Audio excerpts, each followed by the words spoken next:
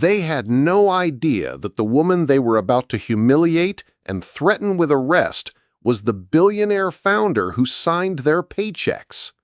When Dr. Daria Miles walked into her own billion-dollar research lab, dressed like an ordinary technician, she witnessed the kind of discrimination that destroys careers and costs companies millions.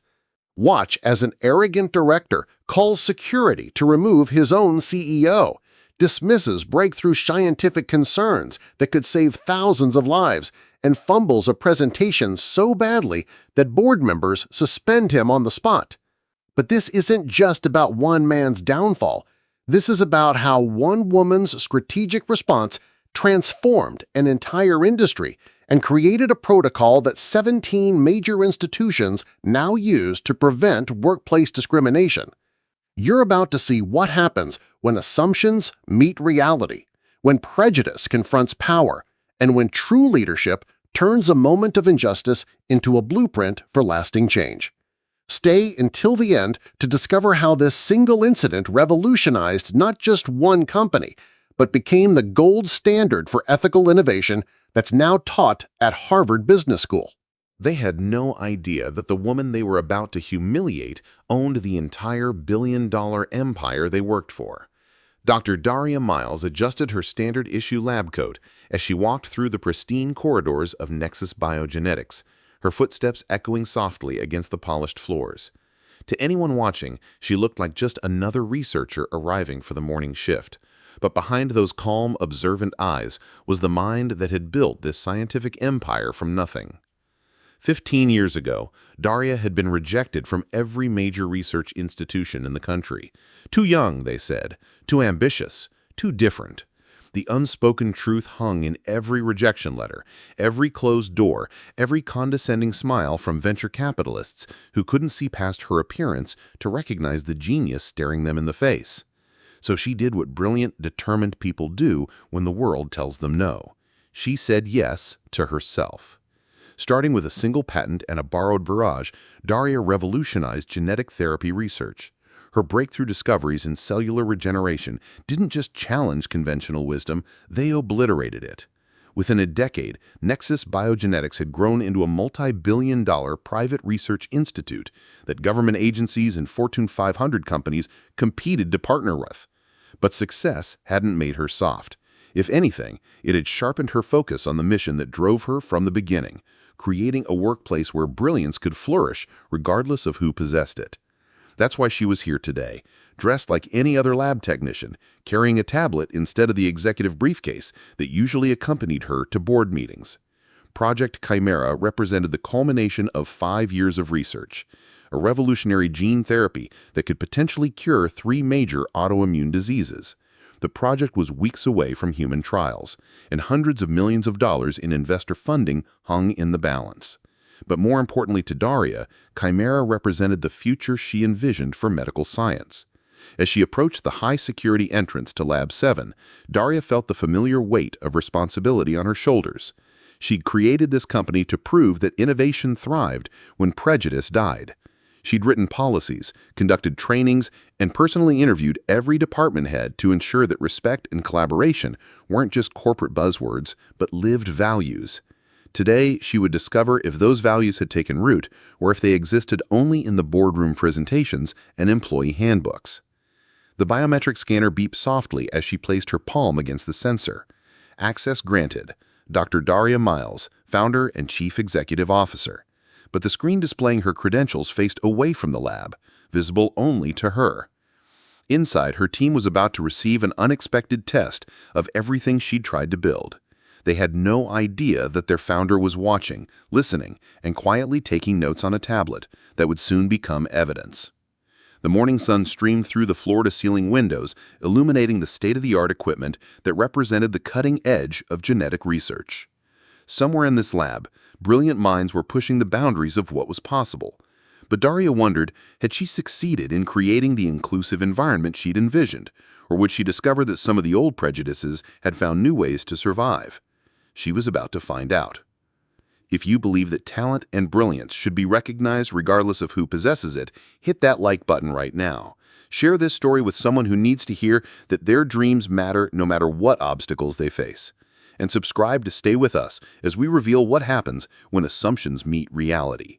Your support helps us share stories that matter, stories that remind us that justice isn't just about what's right, it's about what's possible when we refuse to accept less than we deserve. Right at that moment, as Daria stepped into the gleaming laboratory, she came face to face with exactly the kind of person she'd spent her entire career trying to prove wrong. Dr. Evan Cole stood at the central workstation like he owned the place, his perfectly pressed lab coat bearing the embroidered title Research Director in gold thread. At 32, he was brilliant, ambitious, and absolutely convinced that his Harvard PhD and list of published papers made him untouchable. What he lacked in wisdom, he more than made up for in arrogance. Evan's eyes swept over Daria with the casual dismissiveness of someone who had learned to categorize people in milliseconds. Standard lab coat, no visible name tag indicating senior status, and certainly not someone he recognized from the executive briefings. In his mind, the equation was simple. If you weren't important enough for him to know you, you weren't important enough to be in his lab. "Excuse me," Evan's voice cut through the quiet hum of sophisticated equipment, sharp and condescending. "This is a level 4 restricted area. Your clearance level doesn't permit you to be here." He didn't even bother to check her credentials or ask her name. The assumption was written all over his face. "I'm going to have to ask you to return to your designated station." Daria felt that familiar tightness in her chest, the same sensation she'd experienced countless times throughout her career. The instant judgment, the automatic assumption of incompetence, the casual dismissal that came so naturally to people like Evan that they didn't even realize they were doing it. But this time was different. This time, she held all the cards. "I understand your concern about security protocols," Daria replied, her voice steady and professional. "I'm here to conduct a routine review of the Project Chimera data. There are some inconsistencies in the quarterly reports that need immediate attention." She kept her tone neutral, almost deferential, giving Evan every opportunity to recognize his mistake and correct course. Instead, Evan let out a short laugh that echoed off the pristine walls. "Project Chimera data? Do you have any idea what you're talking about?" His voice rose slightly, drawing glances from other researchers across the lab. "That's classified information at the highest level. I don't know what department you wandered in from, but you clearly don't understand the protocols here." The irony was almost too perfect. Here was Evan Cole explaining security protocols to the person who had personally written them, lecturing about classified information to the scientist who had developed the underlying technology, treating like an intruder the woman whose signature appeared on his paycheck every 2 weeks. What made the moment even more telling was how naturally the condescension flowed from him. This wasn't a man having a bad day or making a simple mistake under pressure. This was someone who lived in a world where certain people simply didn't belong in certain spaces, and he felt perfectly comfortable being the gatekeeper who enforced those invisible boundaries. Daria watched his face carefully, noting the complete absence of curiosity or humility. A truly secure leader would have asked questions. They would have verified credentials before making assumptions. They would have treated an unexpected visitor with professional courtesy while determining their purpose. But Evan's first instinct was to exclude, to diminish, to assume the worst and act accordingly. "Dr. Cole," said Daria quietly, using his name for the first time. He saw the flicker of surprise in his eyes. How did this lab technician know his name? "I think there may be some confusion here. Perhaps we should take a moment to clarify the situation before it escalates further." But Evan was already too deep into his performance to back down now. But what happened next would expose just how deep the problem really went. Daria maintained her composed demeanor, pulling out her tablet with the same calm precision that had carried her through countless boardroom negotiations. "Dr. Cole, I need to review the raw data from Project Chimera's Phase 2 trials. specifically the cellular regeneration markers from samples collected between March 15th and April 3rd. The specificity of her request should have been the first red flag. No random lab technician would know those exact dates or understand the significance of cellular regeneration markers in the context of Chimera's breakthrough methodology. But Evan was so blinded by his assumptions that he missed every clue Daria was deliberately giving him. "Are you serious right now?" Evan's voice carried across the lab, drawing more attention from the other researchers. "You're asking me for classified data that took our team 6 months to generate. Do you understand the security clearance required to even know those experiments exist?" His laugh was sharp and mocking. "This is absolutely ridiculous. I don't know what game you think you're playing, but it ends now." That's when something beautiful happened. Something that restored a little faith in humanity. Liam Chen, a 26-year-old junior researcher who had been quietly observing the exchange from his workstation, slowly reached for his phone.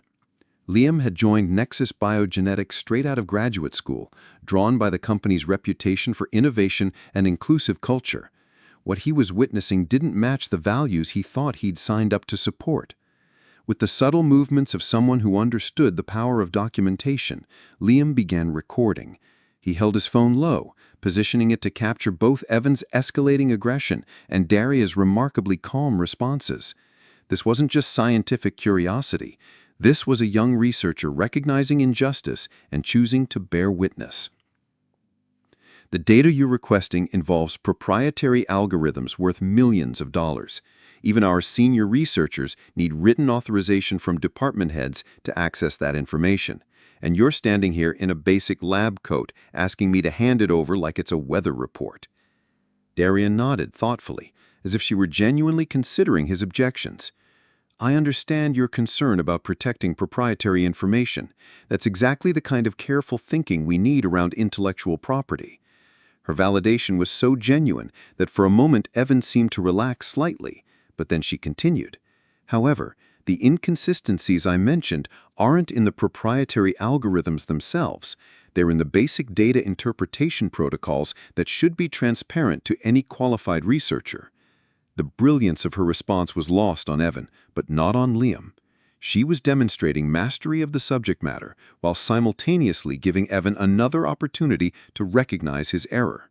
A wise leader would have paused at this point, asked more questions, perhaps requested to see her credentials properly. Instead, Evan doubled down. "This conversation is over. I'm calling security to escort you out." He reached for the emergency communication panel, his movement sharp and decisive. "This is Dr. Cole in Lab 7. I need security for an unauthorized personnel situation." That's when Liam made his own choice. "Dr. Cole," he called out, his voice slightly shaky but determined. "Maybe we should just check her credentials first. I mean, she seems to know a lot about the project." Evan spun around, his face flushing with anger. "Liam, what are you doing? Put that phone away. This is a breach of protocol." His voice cracked slightly with the strain of maintaining authority while his judgment was being questioned by his own team member. "We don't record internal security incidents without authorization from legal." But it was too late. The recording was already happening, and something else was happening too. Other researchers had stopped their work and were watching. The lab had become an arena, and everyone present understood they were witnessing something that would matter far beyond this single morning. No one expected what happened next to change everything. Dr. Anya Sharma, the lead research scientist and Evan's most trusted lieutenant, had been watching the confrontation unfold from behind her computer screen. For the past 3 years, Anya had worked directly under Evan, building a reputation as one of the most brilliant geneticists in the field. Her loyalty to him had been unwavering, her respect for his leadership absolute. But something about this interaction was making her deeply uncomfortable. Initially, Anya had supported Evan's response. Protocol was protocol, and unauthorized personnel in a high-security lab was a serious concern. But as she listened more carefully, the stranger's questions weren't random or superficial. This woman was asking about cellular regeneration markers with the precision of someone who understood not just the science, but the specific methodology behind Project Chimera's approach. "Dr. Cole, Anya called out, her voice cutting through the tension. Perhaps I should verify her credentials through the system before security arrives. She moved closer, her tablet in hand, trying to de-escalate what was becoming an increasingly volatile situation. But as she approached, something in Daria's eyes stopped her cold. There was no fear there, no panic at the prospect of security being called, no desperate scrambling to explain herself or prove her legitimacy. Instead, there was something Anya had seen only in the most accomplished scientists she'd ever worked with: complete, unshakable confidence. The kind of certainty that came from knowing exactly who you were and exactly what you were capable of. "Dr. Sharma," Daria said quietly, using Anya's name with the same natural authority she'd used with Evan. "I appreciate your willingness to follow proper verification procedures. That's exactly the kind of thorough thinking that makes good science possible." She paused, letting her words sink in. "Since you're here, perhaps you could help me understand the discrepancies I'm seeing in the Phase 2 cellular response data." Anya found herself breath catch. The question wasn't just technically sophisticated, it was targeting the exact area where she'd been having her own concerns about the project's direction. For weeks, she'd noticed inconsistencies in the data interpretation that Evan had dismissed as statistical noise. But this stranger was identifying the same problems with laser-like precision. "What specific discrepancies are you referring to?" Anya found herself asking, her scientific curiosity overriding her loyalty to protocol. That's when Daria made her move. She glanced at her watch with a kind of casual precision that spoke of someone accustomed to managing multiple critical timelines simultaneously. "Dr. Cole," she said, her voice carrying a new edge of authority that made everyone in the lab pause. "A video conference with our primary investors in Zurich is scheduled in 15 minutes. They're expecting a comprehensive progress report on Chimera, including explanations for the data inconsistencies that have been flagged in their preliminary review." The effect was electric. Evan's face went pale. There was no way a random lab technician would know about investor meetings, much less the specific concerns that had been raised by international stakeholders. Anya felt her tablet slip slightly in her hands as the implications began to dawn on her. "How do you know about the Zurich meeting?" Evan's voice was barely above a whisper, the arrogance finally cracking to reveal the first hint of genuine uncertainty. "More importantly," Daria continued, her tone remaining perfectly calm, "they're expecting answers to questions about leadership effectiveness and team dynamics in the research division. Questions that may have been prompted by recent performance reviews and personnel evaluations." She let that hang in the air for a moment before delivering the final blow. "I suggest you resolve this situation promptly, Dr. Cole. The investors have very specific concerns about management competency in key departments." The lab had gone completely silent. Even the gentle hum of equipment seemed muted by the weight of what was happening. Liam continued recording, his hands trembling slightly as he realized he was documenting something far more significant than a simple misunderstanding. This wasn't just about security protocols anymore. This was about power, competence, and the kind of judgment that could make or break careers. If you've ever been underestimated because of who you are rather than what you can do, hit that like button right now. Share this with someone who needs to see that knowledge and competence speak louder than assumptions. Subscribe because you're about to witness what happens when authority meets ignorance head-on, and trust me, you don't want to miss what comes next. Your support helps us tell stories that matter, stories that remind us that respect is earned through wisdom, not worn like a title. But instead of recognizing his mistake, Evan made the worst decision of his entire career. The mention of the Zurich meeting, instead of sobering him, seemed to trigger something desperate and dangerous in his mind. Perhaps it was the presence of other researchers watching his authority being questioned. Perhaps it was the humiliation of having his competence challenged by someone he'd dismissed as irrelevant. Or perhaps it was simply the toxic pride that had carried him this far, finally reaching its breaking point. "I don't know who you think you are." Evan's voice rose to a level that echoed off the laboratory walls. "But your little performance ends right now." His face was flushed red with a mixture of anger and what Anya was beginning to recognize as genuine panic.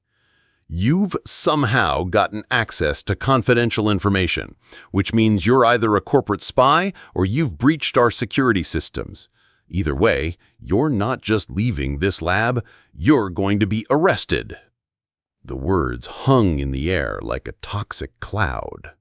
Around the laboratory, researchers had stopped all pretense of working and were staring openly at the confrontation.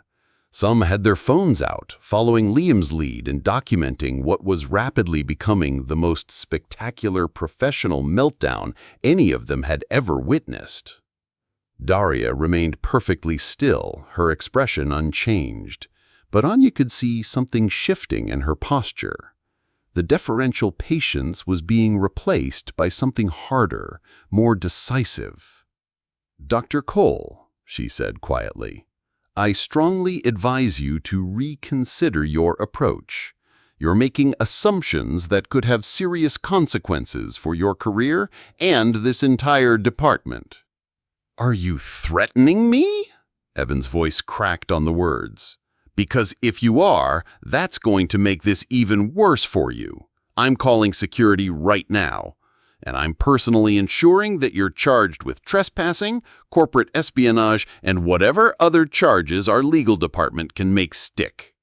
He grabbed his phone with shaking hands, his fingers fumbling as he tried to dial the security extension.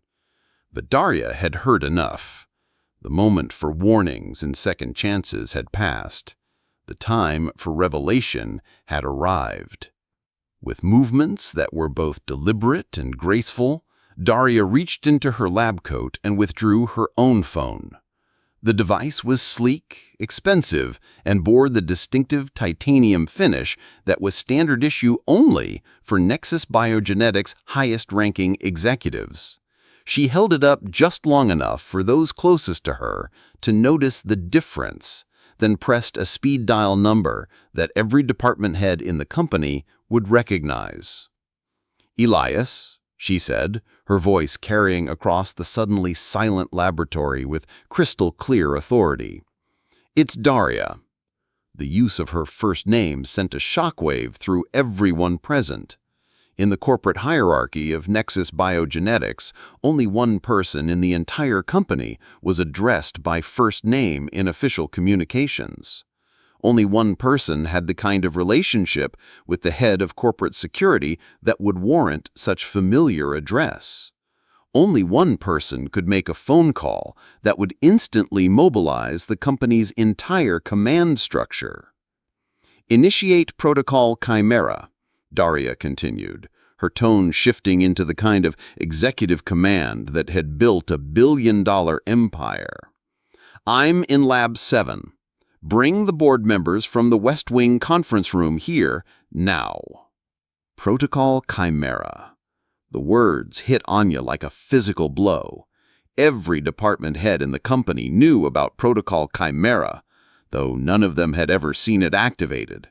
It was the emergency procedure that allowed the CEO to instantly convene board meetings in response to critical situations that threatened the company's core values or operational integrity. Only one person in the entire organization had the authority to invoke it. The silence in the laboratory was deafening. Evan's phone had slipped from his nerveless fingers and clattered onto the floor, the sound echoing like a gunshot in the stillness. Liam's recording device continued to capture everything, but his hands were shaking so badly that the image was starting to blur. "Dr. Sharma," Daria said, turning to face Anya directly, "I believe you've been having concerns about data interpretation protocols in the Chimera project. Concerns that Dr. Cole has been dismissing as statistical noise, despite your attempts to bring them to his attention." Anya felt her knees go weak. How could this woman possibly know about her private conversations with Evan? How could she know about the reports that had been filed and ignored, the recommendations that had been dismissed, the growing frustration that Anya had been careful to keep professional and private? "The inconsistencies you've identified aren't noise," Daria continued. "They're indicative of fundamental flaws in the current approach that could compromise the entire project timeline and potentially invalidate months of research." She paused, letting the implication sink in. Those concerns are about to be addressed at the highest level of corporate governance. The sound of footsteps in the corridor outside the lab made everyone freeze. Heavy, purposeful footsteps that suggested multiple people moving quickly and with urgent determination. The kind of footsteps that preceded either very good news or very bad news, and everyone in the laboratory was beginning to understand which category this situation was falling into. Evan stood paralyzed in the center of the lab, his earlier arrogance completely evaporated, replaced with a growing horror as the pieces began to fall into place. The specific knowledge of classified projects, the familiarity with investor meetings and corporate protocols, the casual use of first names with executive-level security personnel, the authority to invoke emergency board procedures that most employees didn't even know existed. What happened next would be talked about in corporate circles for years to come. The laboratory doors burst open with the kind of authority that only comes from genuine emergency situations. Elias Morrison, the head of corporate security, strode into the lab with the purposeful efficiency of someone who had been managing crisis situations for Nexus Biogenetics since its founding. Behind him, looking slightly confused but unmistakably concerned, came three of the company's most senior board members. Margaret Chen, the former Secretary of Health and Human Services who now chaired Nexus's Ethics Committee, entered first. Her silver hair was perfectly styled despite the urgency of the summons, and her expression carried the kind of gravity that came from decades of handling sensitive government situations. Following her was Dr. Robert Sterling, the Nobel Prize-winning biochemist whose early mentorship had helped shape Nexus's research philosophy, his weathered face creased with worry. Finally came James Wellington, the former Goldman Sachs executive who managed the company's investor relations and whose presence meant that serious money was at stake.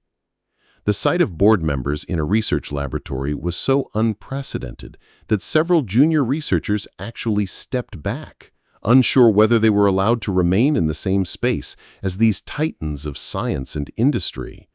But what happened next defied every assumption about corporate hierarchy that any of them had ever held. All three board members walked directly past Evan Cole, the supposed authority figure in the laboratory, without so much as acknowledging his presence. They moved with the kind of focused attention that suggested they had received very specific instructions about who they were there to see. Their destination was unmistakable: the woman in the standard lab coat who had been treated like an intruder for the past 20 minutes. "Dr. Miles," Margaret Chen said, her voice carrying the kind of deference that made every person in the laboratory freeze in shock.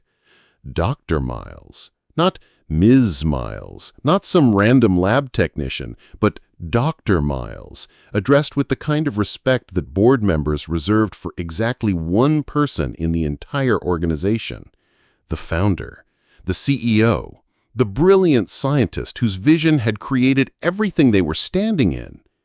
Evan Cole's face underwent a transformation that would have been comical if the situation weren't so catastrophic. The color drained from his features so completely that he looked like he might faint. His mouth opened and closed silently, no words emerging as his brain struggled to process the magnitude of his error. This wasn't just a mistake. This wasn't just a misunderstanding. This was career suicide played out in front of witnesses and recorded for posterity. Dr. Anya Sharma felt her tablet slip from her nerveless fingers and hit the floor with a sharp crack that echoed through the stunned silence. 3 years of working under Evan's leadership, 3 years of believing in his judgment and following his directives, And now she realized she had just participated in the humiliation of the woman who had personally hired her, who had created the very research opportunities that had shaped her career. "There is indeed a problem," Daria replied, her voice carrying the kind of controlled authority that had built a billion-dollar empire. "Dr. Cole here has been operating under some fundamental misunderstandings about security protocols, data access procedures, and basic professional courtesy. More concerning, he has been dismissing valid research concerns raised by his team members without proper investigation or escalation." The board members' expressions shifted from confusion to alarm. James Wellington, whose job it was to ensure that investor confidence remained high, looked like he was calculating the potential damage to the company's reputation in real time. Dr. Sterling, whose scientific integrity was legendary, appeared genuinely appalled at the implications of research concerns being dismissed without proper review. Additionally, Daria continued, her tone remaining perfectly professional despite the gravity of the situation, there appeared to be significant issues with leadership effectiveness in this department that may require immediate intervention to prevent damage to Project Chimera's timeline and deliverables. Liam Chen continued recording, his hands steadier now as adrenaline gave way to the realization that he was documenting history. This wasn't just the downfall of an arrogant supervisor. This was a masterclass in corporate accountability, a demonstration of how real leadership operated when values were threatened. Around the laboratory, other researchers stood frozen, uncertain whether to flee or stay, whether to continue working or bear witness to what was clearly a defining moment in the company's culture. The contrast between Evans' earlier bluster and his current paralysis was so stark that it seemed like watching two different people occupy the same body. "Dr. Cole," Margaret Chen said, finally acknowledging his presence with the kind of tone that suggested his immediate future was very much in question. "I think we need to have a very serious conversation about your understanding of this company's values and operational procedures." But Evan couldn't respond. The man who had been so confident in his authority 20 minutes earlier now stood speechless, trapped in the reality of his own assumptions and facing the consequences of treating competence as incompetence, expertise as ignorance, and the founder of his company as someone who didn't belong in her own laboratory. The silence stretched on, heavy with implications and consequences, as everyone present understood they were witnessing the moment when arrogance met accountability and lost decisively. The laboratory had become a courtroom, and the verdict was already written in the shocked faces of everyone present. But what Daria did next proved why she had built an empire while others had merely managed departments. Instead of unleashing the fury that would have been completely justified, instead of delivering the public humiliation that Evan had earned through his arrogance and prejudice, she chose a path that was far more devastating and infinitely more elegant. She decided to let Evan destroy himself with his own incompetence. "Dr. Cole," Daria said, her voice carrying the kind of calm authority that made boardroom negotiations bend to her will. "Since the board members are already here, and since they were expecting a comprehensive progress report on Project Chimera anyway, perhaps this would be an excellent opportunity for you to present your findings." She gestured toward the large display screen that dominated one wall of the laboratory.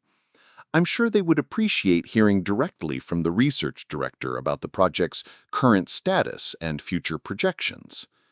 The suggestion hung in the air like a trap that everyone could see except the person it was designed to catch.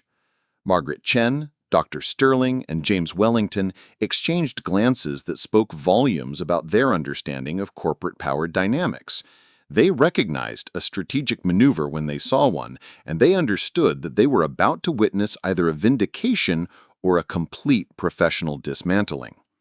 Evan's face cycled through a spectrum of emotions: confusion, desperate hope, and growing dread as the implications began to sink in. This was supposed to be his area of expertise.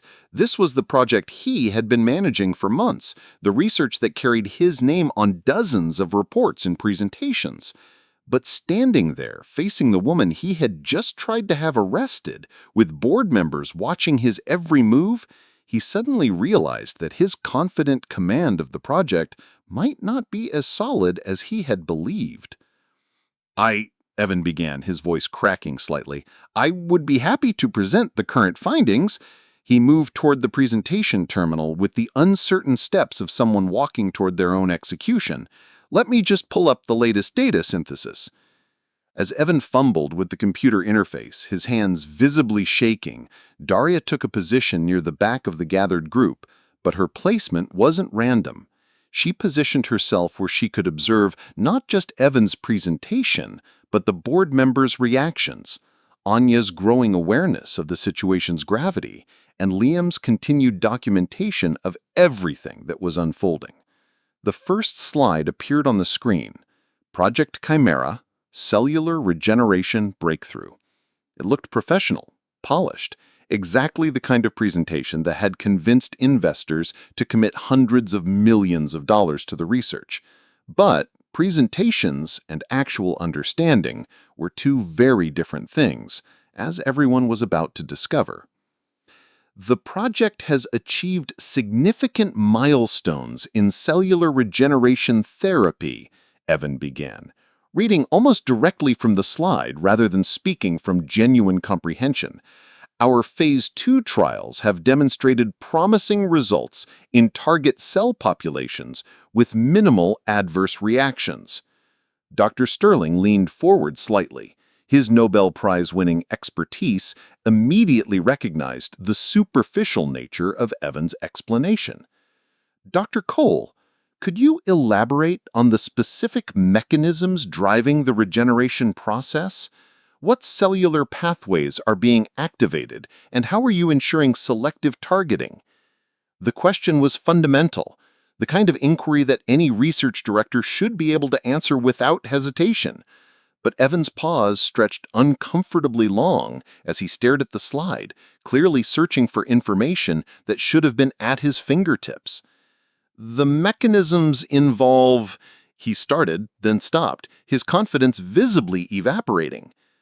We're utilizing targeted cellular activation through proprietary molecular interventions that stimulate regenerative responses in damaged tissue systems. The answer was technically accurate, but completely meaningless.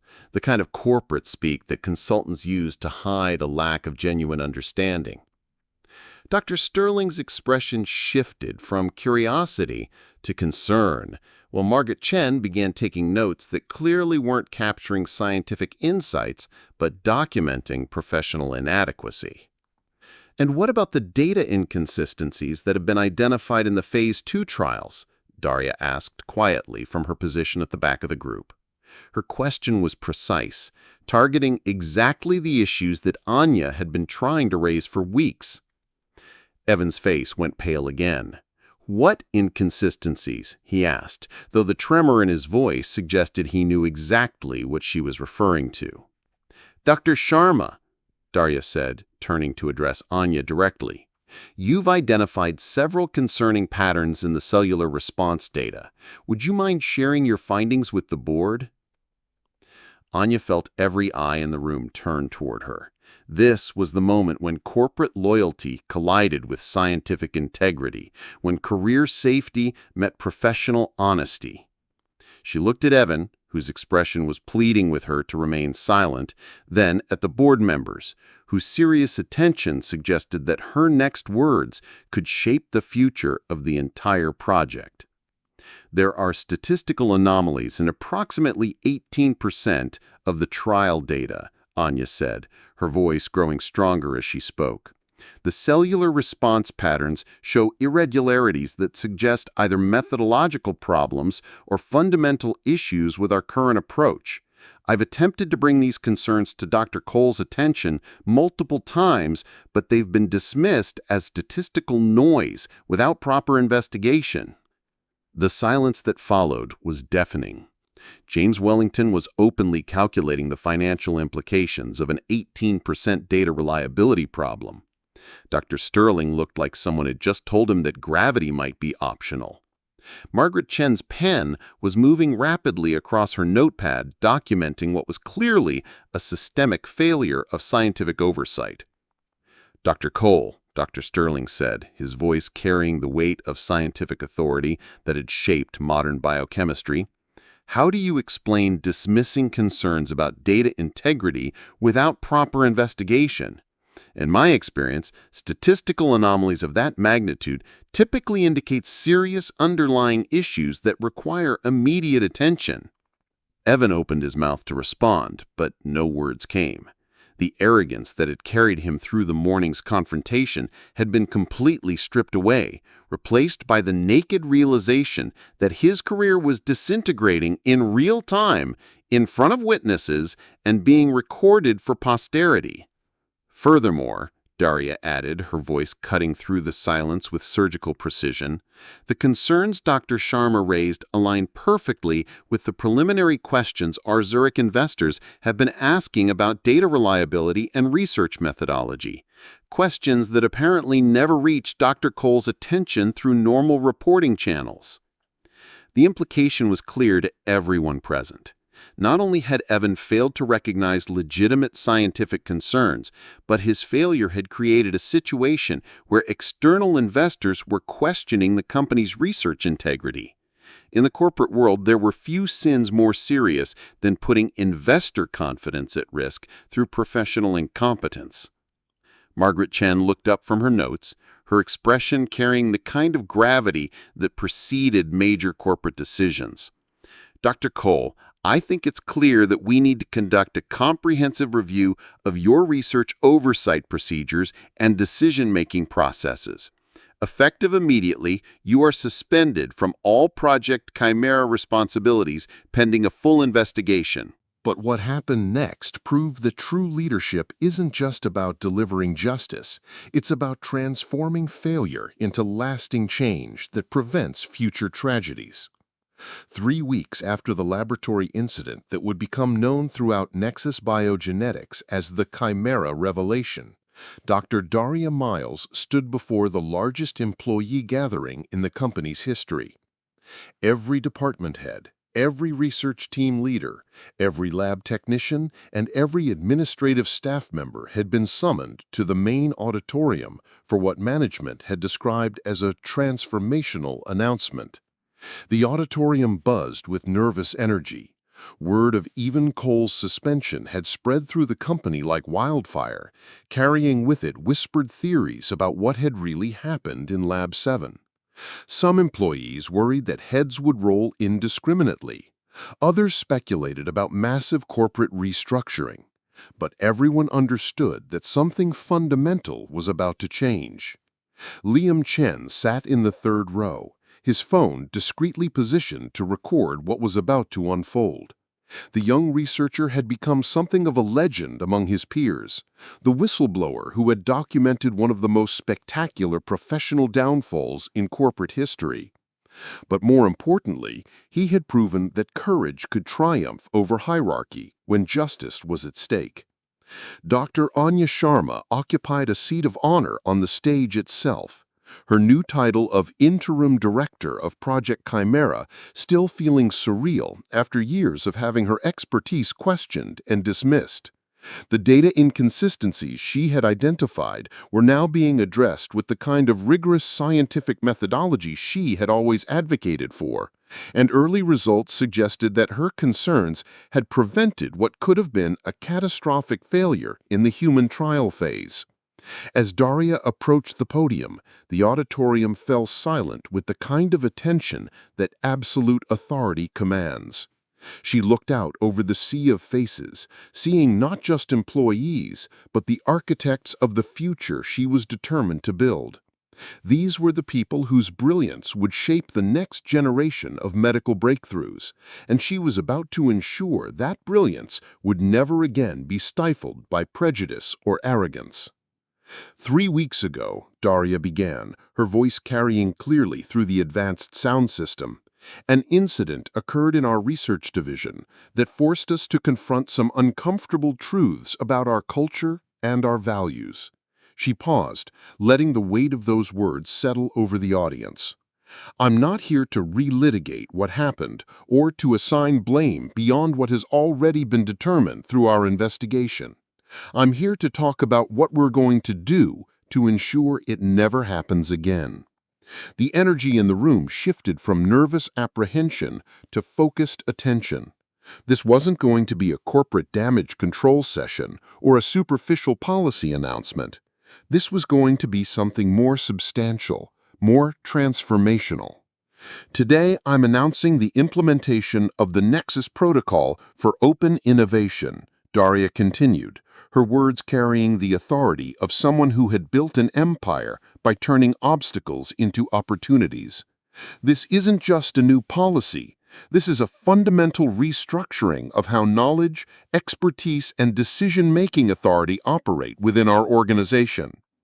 The large screens flanking the stage illuminated with detailed graphics outlining the new protocol. But these weren't just corporate buzzwords arranged in attractive fonts. These were concrete, measurable changes that would reshape the daily experience of every person in the auditorium.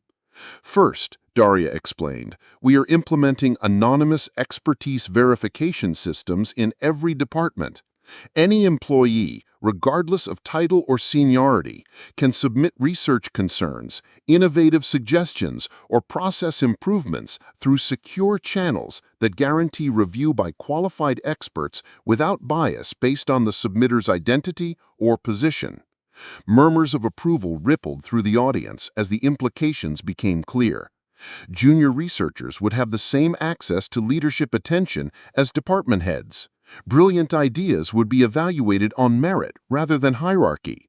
The kind of dismissive behavior that had characterized Evans' leadership would become structurally impossible. Second, Daria continued, we are establishing mandatory bias recognition training for all supervisory personnel with annual recertification requirements and 360-degree feedback systems that include input from subordinates, peers, and external collaborators. She looked directly at several department heads as she spoke, ensuring they understood that this wasn't optional or superficial. Leadership effectiveness will be measured not just by research output, but by team empowerment, inclusive decision-making, and the career development of all team members. The transformation was breathtaking in its scope. What had started as a single incident of workplace discrimination was being converted into a comprehensive cultural revolution that would touch every aspect of the company's operations. Third, Daria announced, we are creating the Nexus Innovation Fellowship Program, which will annually select promising researchers from underrepresented backgrounds to receive full funding, mentorship, and project leadership opportunities. The screen showed details of substantial financial commitments, research budgets, and career development resources. These fellows will report directly to the executive level, ensuring that diverse perspectives are integrated into our highest-level strategic decisions. But perhaps most significantly, Daria revealed that Liam Chen had been selected as the program's first recipient. His courage in documenting injustice, earning him a fully funded research position with direct access to the resources and support that had been denied to so many brilliant minds throughout history. Finally, Daria said, her voice rising with the passion that had driven her from a rejected graduate student to a billionaire entrepreneur, we are establishing the Nexus Center for Ethical Innovation, a dedicated research institute that will not only advance our scientific mission, but will serve as a model for the entire industry. The screens showed architectural renderings of a stunning new facility, plans for collaborative research programs with universities, and partnerships with civil rights organizations. The applause that erupted was unlike anything the company had ever experienced. This wasn't polite corporate clapping. This was the sound of people recognizing that they were part of something historic, something that would reshape not just their workplace, but their entire industry. The incident in Lab 7 could have been just another story about workplace discrimination, Daria concluded, her words carrying the weight of transformed tragedy. Instead, it has become the catalyst for changes that will ensure that brilliance is recognized, innovation is celebrated, and respect is not just preached but practiced at every level of our organization. As employees filed out of the auditorium, many stopped to congratulate Liam on his fellowship, to thank Anya for her scientific integrity, and to express their gratitude to Daria for turning a moment of corporate failure into a blueprint for industry transformation. The story that had begun with prejudice and humiliation had become a testament to the power of strategic leadership and the possibility of genuine change. 6 months later, Nexus Biogenetics would be featured in Harvard Business Review as a case study in transformational leadership. The Nexus protocol would be adopted by 17 major research institutions, and Project Chimera, under Anya's leadership with Liam's innovative contributions, would successfully complete human trials and bring life-saving treatment to thousands of patients worldwide. But perhaps most importantly, no one would ever again make the mistake of assuming that competence, brilliance, or leadership could be judged by appearance rather than achievement. Here's what Dr. Daria Miles understood that most leaders never learn. True power isn't about proving you're right in the moment. It's about creating systems that make discrimination impossible in the future. When she walked into that lab, she could have fired Evan on the spot, humiliated him publicly, or simply used her authority to crush him.